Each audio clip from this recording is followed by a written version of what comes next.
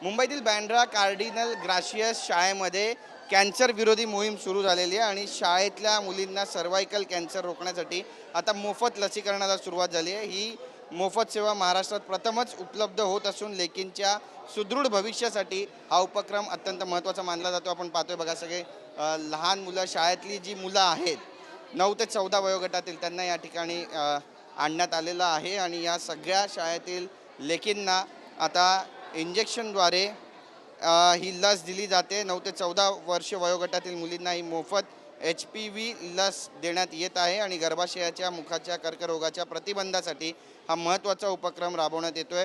Lions क्लबचे doctor Shri Dhanashree Desai आणि doctor Suhas Desai यांच्या विद्यमानाने तसेच पल्लवी सरमळकर यांच्या सहकार्यानं या लसीकरणाला सुरुवात झालेली आहे। आपण पाहतो या ठिकाणी सर्व ज्या मुली आहेत शाळेतल्या, विविध शाळेतल्या, मग त्या महानगर शाळेतल्या असू द्या किंवा खाजगी शाळेतल्या असू द्या, सगळ्यांना इथे बोलवण्यात आलेलं आहे आणि आता त्यांना गर्भाशयाच्या कॅन्सरपासून प्रतिबंधात्मक लस दिली जाते। हा एक महत्त्वाचा उपक्रम मुंबईच्या लेकींसाठी मानला जातोय।